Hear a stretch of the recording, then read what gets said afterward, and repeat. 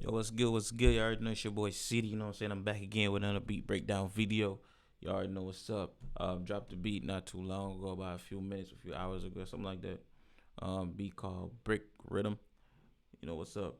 All right, so I'm just gonna go through so y'all can see, you know what I'm saying, hear what I got. And I'll go through steps and how I came up with it. And then you already know how it is. I will play it so y'all can hear it. Man, how much left? CT, They're yeah. gonna kill him. Let him go. Get them ready. Get Yeah. them. Get them Hey! Hey! Hey! Fuck it up! Watch the What wall. is that door? Anyway! We can't empty that!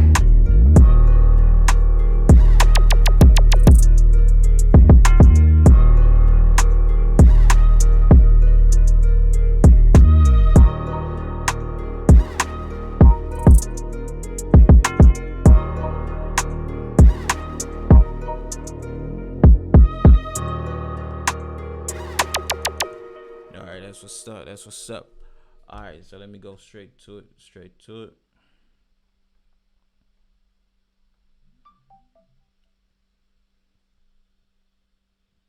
All right, so what I got right here is a harp. I got from Expand. Yeah, I got it from Expand VST. It's the harp right here. You can get that in the string section. Number 26 harp. You know what I'm saying? So what I actually did, let me cut these off. So this is actually what it sounds like before I add effects on it.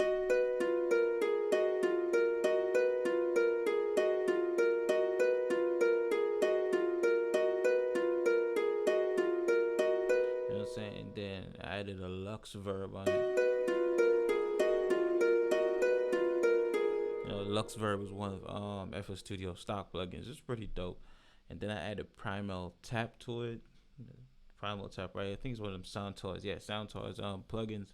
Added Primal Tap to it. Added Dark Delay on it, and added an extra reverb to it. So, you know, that's how I do my thing sometimes. And then it sounds like this.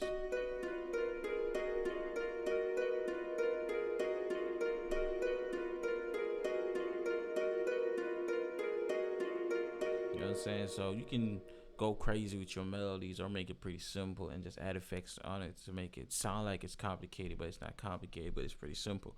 So that's what you do with your effects. When you add it to your sounds, you make your sounds better. You make your melody sounds better. You make your sample sounds better. That's where you got all these effects plugins and all of that. Now moving on to the next one that I got right here is just the basic rim pattern. You know what I'm saying? Just a basic rim pattern right here.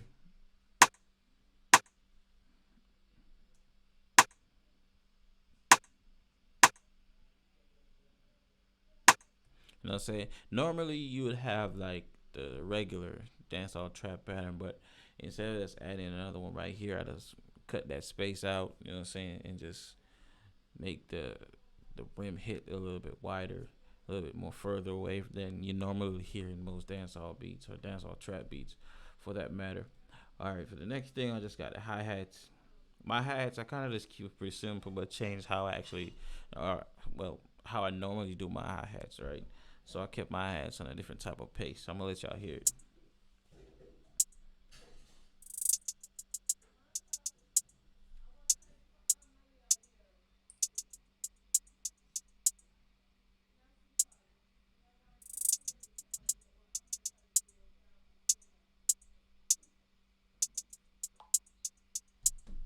It sounds good, sounds good. You know what I'm saying? I'm gonna go for the synth right now. So for the synth right here, I just got it from Massive X. You know what I'm saying? A lot of people don't really use Massive X. A lot of people sleeping on Massive X. A lot of people think Massive X is just for like hip hop standards or like making house music or whatever. Like everything in FL Studio was designed to make whatever you want to make. You know what I'm saying? So got Massive X right here. Use this synth called This Moment AV. You know what I'm saying? It sounds like this. You know what I'm saying? That's all it's gonna do. But if you listen to it by itself, you're probably gonna wonder like, what's the purpose? But if I play the art right here along with it, you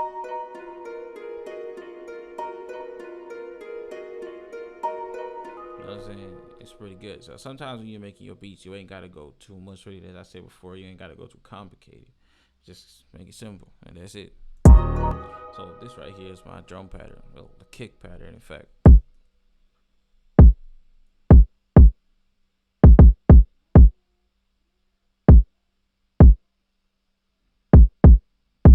You know what I'm saying? So if I play the drums by itself, let me play it so y'all can hear it.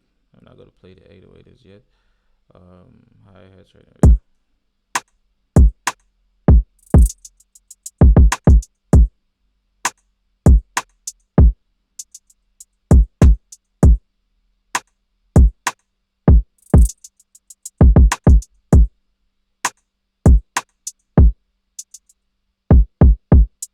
You know what I'm saying? Pretty dope. Pretty dope.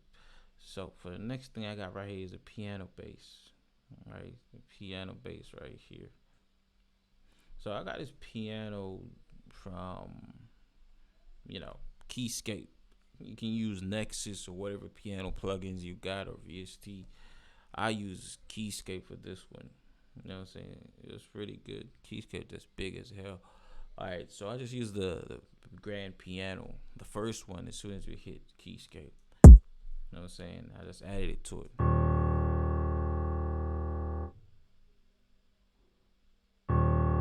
So I don't have it playing right through on straight. I just like cut at some point.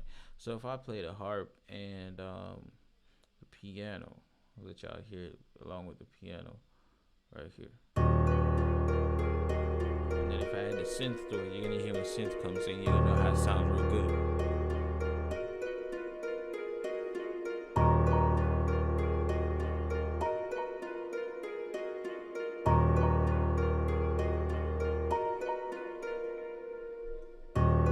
You know what I'm saying? So if I play the whole full beat and I just like cut off right here, go straight into the verse, you know what I'm saying? So for the next thing I got right here is the 808. And this 808 right here, I think my past few tutorials, I was showing y'all this specific 808.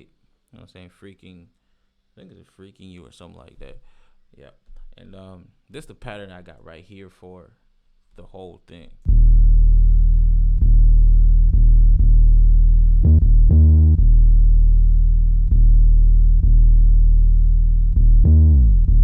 And right here you can see I have a slide icon right here. So it slides right back down to C5. Everything right here is on C.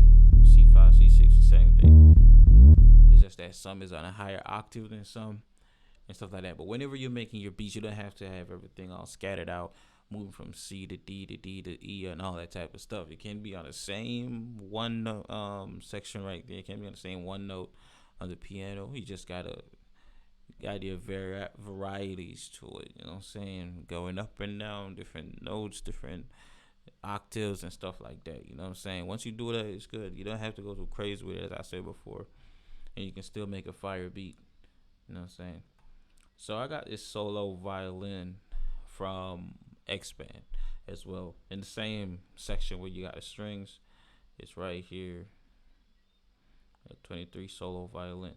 So this sound,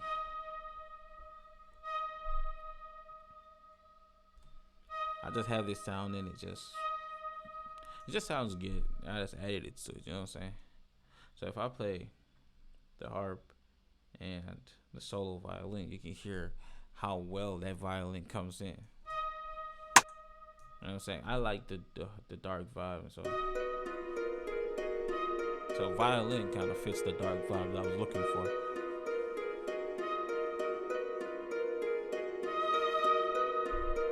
And then that part where the violin goes straight out, you know what I'm saying? That sounds dope. You know what I'm saying? So it's pretty good. So the next thing I got right here is the laser. This sounds becoming pretty popular lately, especially in dancehall, because this type of sound is mostly found in like Detroit, Cleveland beats, and some West Coast type stuff. This specific sound is becoming pretty popular. A lot of people hear it and think it's first originated in this whole dancehall trap era, but nah, it's been around for a while. You know what I'm saying? You know what I'm saying? Normally, I do mine different. I do mine like it's a hip hop vibe.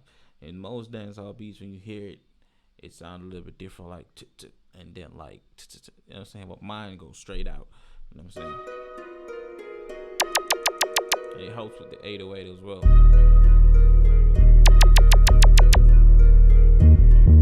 know what I'm saying? It kind of adds to the bounce. If you understand what I'm saying, it adds to the bounce. So like creating your bounce doesn't necessarily mean you're gonna have your drums or your 808 going crazy. No, when you say drum bounce, it doesn't mean you're gonna make your 808 jumping all over the place. It's just that you just have to have sounds that are placed at a specific area on a specific timing that gives it the bounce. You don't have to go too crazy with it. Just timing and space is just basically what you need. A timing and space. When you placing your notes or the sounds that you place and effects and stuff like that. This right here is just a part of next door Vox. You know what I'm saying? It's a part of next door Vox. You know what I'm saying? I think, yeah, it's right here. So whatever. You know what I'm saying? So it's all in the beat and stuff like that. And then I just got a bell.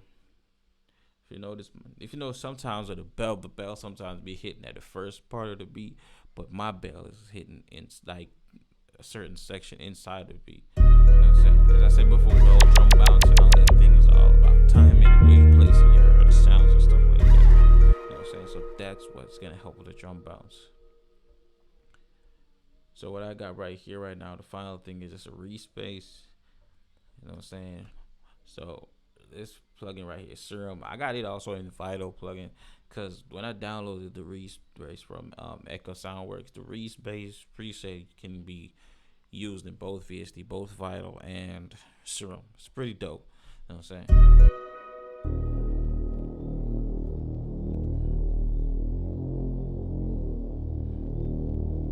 So that's just basically just flat out.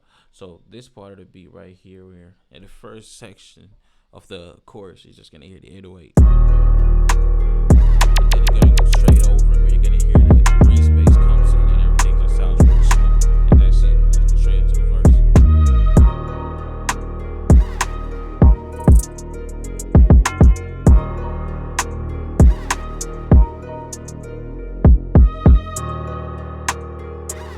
That's basically just how I made the Brik Riddim. That's just how I made it, you know what I'm saying? So that's basically it for this video. You know what I'm saying? Thank y'all for tuning in. Hit that like button, subscribe, you know how it is. And shout out to Ruption. I think that's his name, Ruption. Yeah, he requested for me to drop a breakdown video on this one. You know what I'm saying? So I'll make sure I'll get it done. Yeah, Ruption Beats Radio. He normally be commenting down below my videos. So shout out to you, bro. Alright, so that's it. Peace out.